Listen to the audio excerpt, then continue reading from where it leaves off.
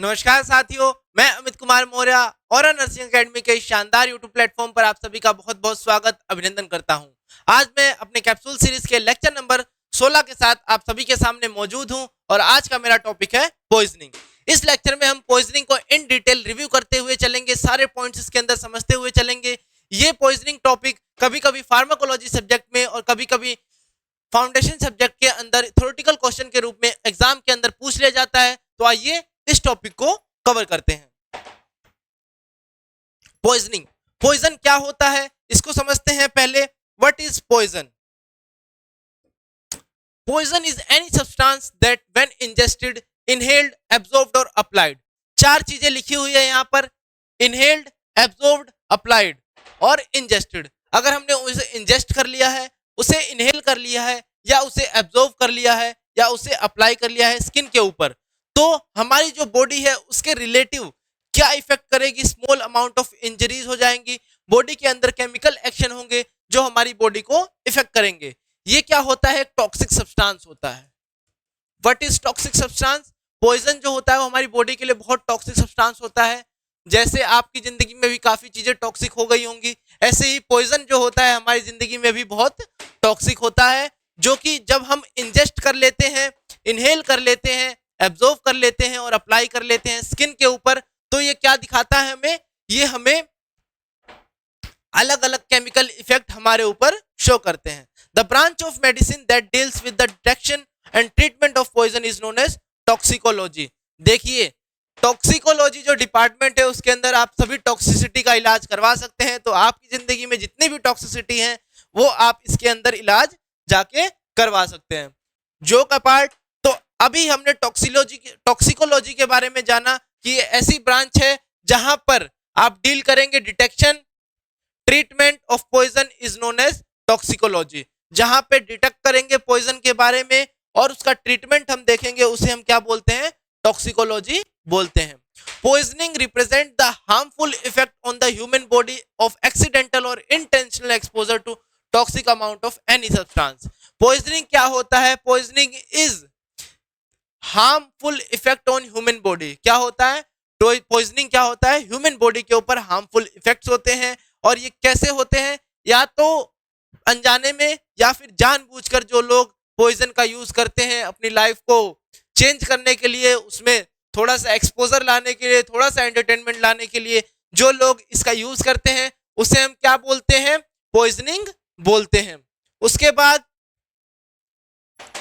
Epidemiology क्या है? ये WHO का डाटा, हमने 2012 का डाटा इसके अंदर लिया हुआ है स्लाइड के अंदर, जिसके अंदर 19,000 1,93,460 लोग डाइड हुए थे अनइंटेंशनल पॉइजनिंग से। कितने?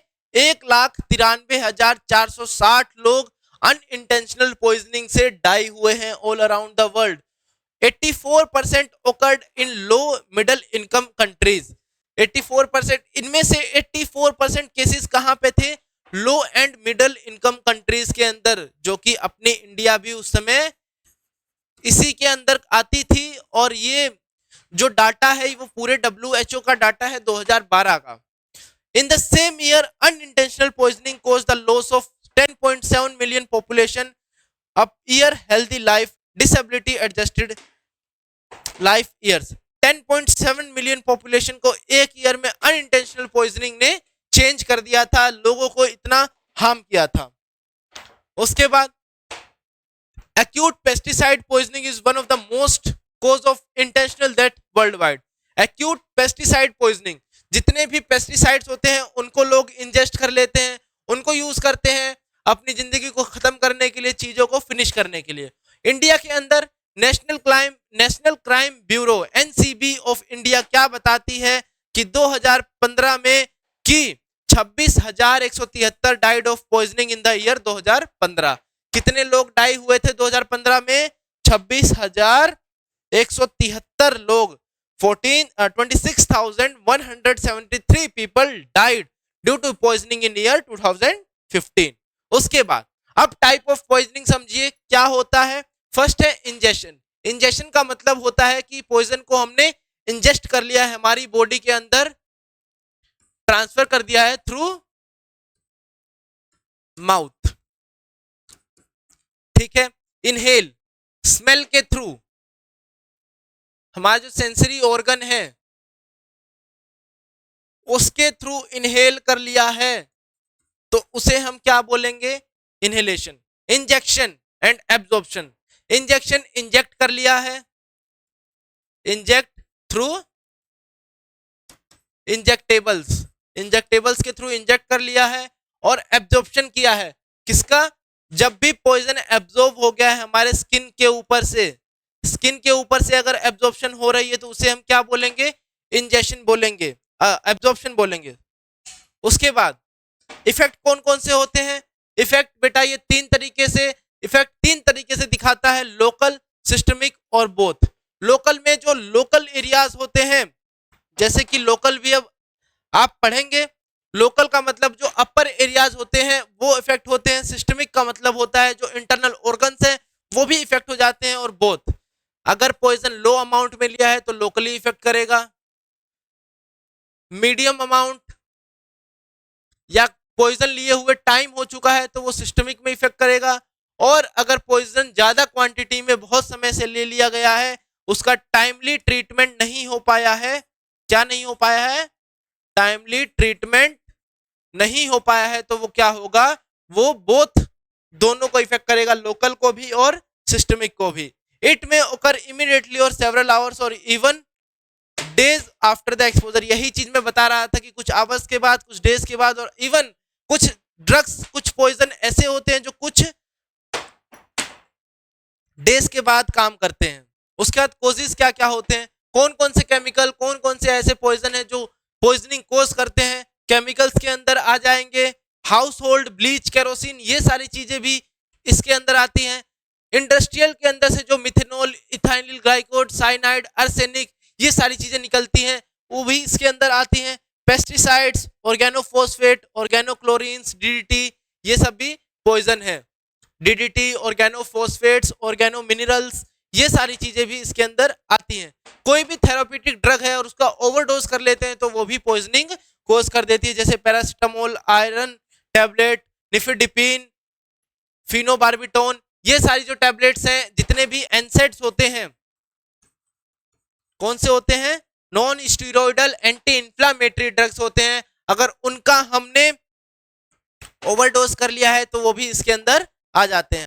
Toxic plants, x poisonous mushrooms, toxic herbal preparations, जितने भी टॉक्सिक प्लांट्स होते हैं, मशरूम्स के प्लांट होते हैं, वो सारी चीजें भी बहुत पॉइजनस होती हैं।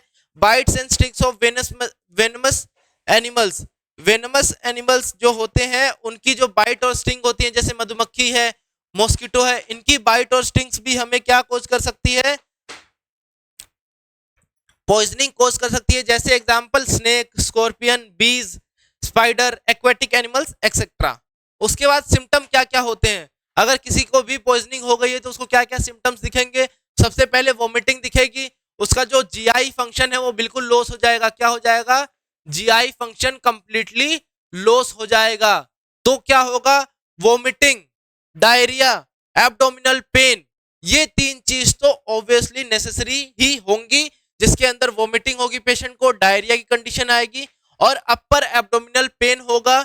उसके बाद जॉन्डिस की कंडीशन आ जाती है, किसकी कंडीशन आ जाती है, जॉन्डिस की कंडीशन आ जाती है, जो कि पेशेंट डेवलप कर लेता है ड्यू टू पॉइजनिंग। डिफिकल्टी हो जाती है ब्रीथिंग के अंदर, पाल्पिटेशन हो जाएगा, स्किन के ऊपर रैशेस हो जाएंगे, स्कैंटी यूरिन हो जाएगा, यूरिन जो होगा काफी स्कैंटी हो जाएगा, यूरिन के अंदर काफी चेंजेस आ जाएंगे। उसके बाद साइंस क्या होंगे, ये हमने सिम्टम पढ़ लिए हैं, ये हमने सिम्टम्स देखे। अब उसके बाद साइंस क्या होंगे, साइन के अंदर fever, vomiting, diarrhoea, dehydration, jaundice, tongue का डिस्कलरेशन होगा, क्या होगा, टंग का डिस्कलरेशन हो जाएगा, अनयूजुअल स्मेल आएगी, इसको हम क्या बोलते हैं, अनयूजुअल फटोर। फटोर का मतलब क्या होता है, अनयूजुअल स्मेल आएगी, तुम्हें वहां पे कोई चीज प्रेजेंट नहीं होगी उसकी भी स्मेल आने लग जाएगी। Changes in breathing rate and regularity, breathing rate के अंदर, पल्स रेट के अंदर चेंजेस आएंगे, स्किन के ऊपर लीजन्स का डेवलपमेंट हो जाएगा। एब्डोमिनल टेंडरनेस, प्यूपिल के साइज में चेंज आएगा, प्यूपिल के साइज में चेंज आएगा, चेहरे के ऊपर काफी एंजाइटी दिखेगी, बहुत ज्यादा पसीना आएगा, पेशेंट जो होगा, कोई भी पर्सन होगा, बहुत डिस्ट्रेसफुल होगा, स्ट्रेस के अंदर होगा, ये चीजें इसके अंदर आ सकती हैं और सीजर्स की कंडीशन भी इसके अंदर आ सकती हैं। उसके बाद डेंजर साइन क्या है? अगर कोई पेशेंट है, उसे पॉइजनिंग हो चुकी है और उसे आप टाइमली ट्रीट करना चाहते हैं और टाइमली ट्रीट कर रहे हैं, तो उसके डेंजर साइंस क्या क्या होंगे? डेंजर साइंस के अंदर उसे ब्रीथिंग नहीं आएगी, पेशेंट को ब्रीथ नहीं होगा, तो वो क्या है? एक डेंजर साइन है कि पेशेंट क्या सर्वाइव कर पाएगा उस कंडीशन में या नहीं कर पाएगा। वीजी और नॉइसी ब्रीथिंग, अगर वीजी और नॉइसी ब्रीथिंग आ रही है तो भी एक प्रॉब्लमेटिक सिम्टम है, डेंजर साइन है। पल्स अगर 50 से बिलो हो गई है या 110 से ज्यादा हो गई है, इररेगुलर हो, ओवर हो या वीक हो, या बहुत ही ज्यादा पल्स हो गई हो या बहुत ही ज्यादा कम वीक हो गई हो पल्स, तो उसमें क्या आएगा? डेंजर साइन के अंदर आएगा। नॉन रिएक्टिंग प्यूपिल्स, प्यूपिल जो है वो रिएक्ट नहीं कर रही है, चेंजेस नहीं आ रहे हैं, तो उसके अंदर आ जाएगा ये। Loss of consciousness, continuous seizures आ रहे हैं, टेम्परेचर तो वो 39 डिग्री से कम है, जो माउथ और रेक्टम का टेम्परेचर है, और जो आर्मपिट का टेम्परेचर है वो 38 डिग्री। चेंजेस हो गए हैं, टेम्परेचर ऑल्टर्ड हो गए हैं। सीवियर एब्डोमिनल टेंडरनेस, टेंडरनेस आ गई है, एनयूरिया की कंडीशन आ गई है और एस्टेरेक्सिस की कंडीशन आ गई है। तो ये क्या है? ये डेंजर साइन है किसी भी पॉइजनिंग के कंडीशन के।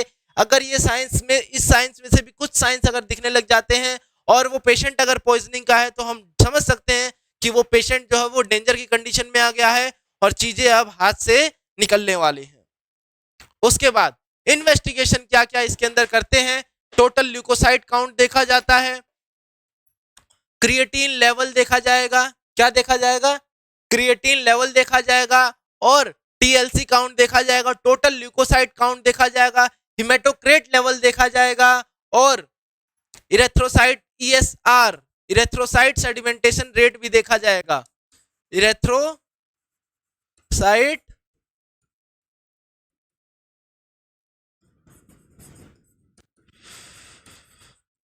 सेडिमेंटेशन रेट भी देखा जाएगा। Electrolyte levels, liver function test, fasting glucose और टॉक्सिकोलॉजी आइडेंटिफिकेशन करेंगे। जो भी ड्रग, जो भी सब्सटेंस हुआ है, जो भी पॉइजन हुआ है, जो भी एस्पिरेट किया गया है उसका। तो ये सारी चीजें समझ में आ गई हैं। इसके बाद इसके अंदर हम ट्रीटमेंट देख लेते हैं। ट्रीटमेंट में हम क्या क्या करेंगे? हमें जो हमारे ट्रीटमेंट के ऑब्जेक्टिव्स हैं उन पर क्लियर होना चाहिए, उन पर कमांड होनी चाहिए, तभी हम अपने प्रोफेशन में आगे बढ़ पाएंगे। फर्स्ट ऑफ ऑल हमें क्या करना है? जो भी पेशेंट है, जो भी पेशेंट हमारे पास आया है, उसे हमें क्या करना है? उसके वाइटल साइंस को हमें क्या करना है? मेंटेन करना है। उसके बाद to decontaminate the site of exposure, जो एक्सपोजर का साइट है उसको हम डीकॉन्टेमिनेट करेंगे, प्रिवेंट करेंगे और रिड्यूस करेंगे कि एब्जॉर्प्शन ज्यादा ना हो। उसके लिए हमें जो भी पहले स्टेप्स लेने पड़े वो सारे स्टेप्स लेंगे, जिसकी वजह से हमें प्रिवेंट करना है कि उसके अंदर एब्जॉर्प्शन रिड्यूस हो जाए। उसके बाद एनहेंस करेंगे एलिमिनेशन को। किसको एनहेंस कर देंगे? एलिमिनेशन को एनहेंस कर देंगे। रिलीव करेंगे उसके सिम्टम्स को, जो भी सिम्टम्स उसे आ रहे हैं उसको रिलीव करेंगे। प्रिवेंट करेंगे फर्दर कोई ऑर्गन डैमेज ना हो, इंपेयरमेंट ना हो विदाउट एनी डिले। सारी चीजें प्रिवेंट करेंगे कि कोई फर्दर ऑर्गन डैमेज ना हो और कोई इंपेयरमेंट उसकी बॉडी में ना आए। उसके बाद नॉन फार्माकोलॉजिकल ट्रीटमेंट क्या है? अभी हमने देखा था नॉन फार्माकोलॉजिकल ट्रीटमेंट में क्या आएगा? इंश्योर करेंगे कि एयरवे जो है पेशेंट का वो सही है, एयरवे जो है पेशेंट का वो एयरवे जो है वो पेशेंट का सही है। रिमूव करेंगे कॉन्टामिनेटेड क्लॉथ को अगर नेसेसरी है, अगर कोई कॉन्टामिनेटेड क्लॉथ पहना हुआ है तो उसको रिमूव करेंगे, उसके अंदर चेंजेस करेंगे। वॉश करेंगे केमिकल्स को, अगर स्किन के ऊपर लगा हुआ है बहुत ज्यादा पानी से रनिंग वाटर में इसको वॉश करेंगे। अगर नेसेसरी है तो नेजोगैस्ट्रिक एस्पिरेशन भी प्रोवाइड करेंगे, एस्पिरेट कर देंगे अगर कोई ऐसा फ्लूइड एक्यूमुलेट हो गया या कोई ऐसा केमिकल इन नॉलेज अगर उसके अंदर प्रेजेंट है तो। उसके बाद कैरी आउट करेंगे गैस्ट्रिक लेवेज से या एस्पिरेशन से। मैंने यही बताया कि अगर पॉइजन की क्वांटिटी ज्यादा है तो गैस्ट्रिक लेवेज उसका पेट क्लियर करवा देंगे या उसको वॉमिटिंग करा देंगे, ऐसी कोई चीज प्रोवाइड कर देंगे जिससे उसे वॉमिटिंग हो जाए। डिटेन करेंगे पेशेंट के क्लिनिक और हॉस्पिटल को और क्लोज करेंगे उसका कंटिन्यूअस ऑब्जर्वेशन, मतलब कि क्लोजली उसे ऑब्जर्व करते रहेंगे चीजों को। अगर कोई सिम्टोमेटिक ट्रीटमेंट आ रहा है तो उसे मेंटेन कर देंगे और कंटिन्यूअसली उसके वाइटल साइंस को मॉनिटर करते रहेंगे। ये सारी चीजें किस में आ जाएंगी? नॉन फार्माकोलॉजिकल ट्रीटमेंट के अंदर आ जाएगा। अब फार्माकोलॉजिकल ट्रीटमेंट के अंदर क्या क्या मेडिसिन जो है ये इसे ट्रीट कर सकती हैं, तो इनिशियली हम क्या करेंगे, हाइपोग्लाइसीमिया पे ट्रीटमेंट करेंगे। Glucose 20 to 25 ml 20 to 50 ml 1 to 3 minutes तक उसे देंगे, ग्लूकोज चढ़ाएंगे। और ओपियोइड का अगर ओवरडोज है तो नेलोक्सिन आईवी, जो नेलोक्सोन इंजेक्शन है उसे आईवी देंगे। अडल्ट के अंदर कितना देते हैं, 0.4 से 2 mg हर 2 से 3 मिनट के बाद कितना देना है, मैक्सिमम 10 mg देना है। डायरेक्ट पुश नहीं करना है, धीरे धीरे ये ड्रग अडल्ट के अंदर 0.4 से 2 mg के अंदर देना है। चिल्ड्रन के अंदर ये 10 माइक्रोग्राम में चला जाता है पर केजी के अंदर, और स्टैट में देना है, ठीक है। और उसके बाद नेलोक्सोजोन को सबक्यूटेनियस या आईएम भी दिया जाता है कि अगर आईवी फिजिबल नहीं है, अगर आईवी नहीं चल पा रहा है, नहीं लग पा रहा है, तो हम उसे एससी और आईएम भी दे सकते हैं, सबक्यूटेनियस और इंट्रामस्कुलर भी दे सकते हैं। उसके बाद एंटीडोट्स क्या होते हैं, जो भी ड्रग्स को काटने वाले हैं, जो पॉइजन के अगेंस्ट काम करेंगे। क्या होगा, जो पॉइजन के अगेंस्ट काम करेंगे उन्हें हम क्या बोलते हैं, उन्हें हम एंटीडोट्स बोलते हैं। जैसे used in 5 to 10% because it is less available। Antidotes available नहीं होते हैं तो ये कितने यूज होते हैं, 5 to 10% ही यूज किए जाते हैं अकॉर्डिंग टू WHO। एंटीडोट की डेफिनेशन आप सभी लोग एक बार नोट कर लीजिएगा। Antidote is defined as the therapeutic substance used to counteract the toxic action of the specific xenobiotic substance. जो जीनोबायोटिक सब्सटेंस है जिसको हम पॉइजन बोल रहे हैं, उसके अगेंस्ट जो काम करेगा उसे हम क्या बोलते हैं, एंटीडोट बोलते हैं, जो कि थेरेप्यूटिक सब्सटेंस को यूज करते हैं, उसको काउंटर रिएक्ट करते हैं और उसके एक्शंस को चेंज करते हैं। तो इसे हम क्या बोलते हैं, एंटीडोट बोलते हैं। हो सकता है मैंने लेक्चर में एक दो बार एंटीबायोटिक बोल दिया तो उसे अवॉइड करके इस स्लाइड से जो भी एंटीडोट के बारे में बात की है मैंने, एंटीडोट क्या होता है, it is defined as the therapeutic substance used to counter react the toxic action of the specific xenobiotic substance। उसके बाद हम एक बार ये पढ़ लेते हैं कि फिजिकल एंटीबायोटिक क्या होते हैं, उसके बाद हम मेडिकल रिवर्सल एजेंट्स देख लेंगे। तो बस यहाँ पर ये हमारा टॉपिक कवर हो जाएगा। फिजिकल एंटीडोट क्या होते हैं, जो एंटीडोट हम यूज करते हैं किसके अंदर, इंटरफेयर करेगा पॉइजन को थ्रू फिजिकल, क्या करेगा, ये इंटरफेयर करेगा पॉइजन में through physical properties and not change their nature को नहीं चेंज करेगा, फिजिकल प्रॉपर्टीज को यूज करेगा, तो उसे हम क्या बोलते हैं, फिजिकल एंटीडोट बोलते हैं। उसके बाद एब्जॉर्प्शन कराएंगे, कोस्टिंग कराएंगे और डिसॉल्विंग करवाएंगे। मेन एग्जांपल जो एब्जॉर्ब करेगा वो एक्टिवेटेड चारकोल है। एक्टिवेटेड चारकोल एब्जॉर्ब कर लेता है इन चीजों को। कोस्टिंग के अंदर mixture of egg and milk make the coat over the mucosa. Coating के अंदर हम क्या यूज करते हैं, एग और मिल्क का मिक्सचर यूज करते हैं जो म्यूकोसा को बिल्कुल कवर कर लेता है। और डिसॉल्विंग के अंदर जो 10% अल्कोहल है वो glycine for carbolic acid, carbolic acid के लिए 10% डिसॉल्व कर लेंगे, इसको यूज करते हैं। उसके बाद ये मेडिसिन का चार्ट है, जो मेडिसिन अगर हमने कोई ओवरडोज कर लिया है तो उसके रिवर्सल में कौन सी मेडिसिन चलती हैं, उन चीज का ये चार्ट है। इसको एक बार आप अच्छे से नोट कर लीजिएगा। जैसे एसिटोमिनोफेन है, देख लेते हैं एक बार। जैसे एसिटामिनोफोन है तो उसका रिवर्सल क्या है, एन एसिटाइलसिस्टीन म्यूकोमिस्ट। एंटीकोलिन स्ट्रेजिस है तो उसका उल्टा क्या है, एट्रोपिन है। एंटीकोगुलेंट है तो उसका अपोजिट क्या है, vitamin K protamine. Beta blockers glucagon, calcium channel blocker glucagon. Cyclophosphamide mesna, इसको आप नोट करते हुए चलेंगे। आयरन का है डिफ्रोक्सामाइन। आइसोनियाजिड का है पायरिडोक्सिन। वारफेरिन का है फाइटोएडाइन। विटामिन के फाइटोएडायोन विटामिन के। तो इसको एक बार आप ये चार्ट बना लेंगे, इसको आप रिवाइज कर सकते हैं। और ये चीजें यहाँ पर पॉइजनिंग के बारे में हमने पढ़ लिया है, उसका मैनेजमेंट हमने देखा, उसके बारे में हमने चीजें पढ़ी। तो आशा करता हूं ये चीजें आप सभी को समझ में आई होंगी। अगर अभी कोई डाउट रह जाता है तो कमेंट सेक्शन में आप सभी के साथ मैं अवेलेबल रहूंगा। लेक्चर को पूरा कंप्लीट देखिएगा, इसको अच्छे से पढ़िए, ये टॉपिक्स आपके लिए बहुत ही इंपॉर्टेंट है। और ऐसी ही धमाकेदार वीडियोस के लिए हमारे चैनल के साथ आप सभी लोग बने रहिए। ज्यादा से ज्यादा हमारे चैनल को सब्सक्राइब करिए, शेयर करिए, वीडियोस पसंद आ रही हैं तो उन्हें लाइक करिए और ऐसे ही हमारे साथ बने रहिए। तब तक के लिए नमस्कार, मिलते हैं ऐसी ही एक नई धमाकेदार वीडियोस में। तब तक फिर मिलते हैं, नमस्कार।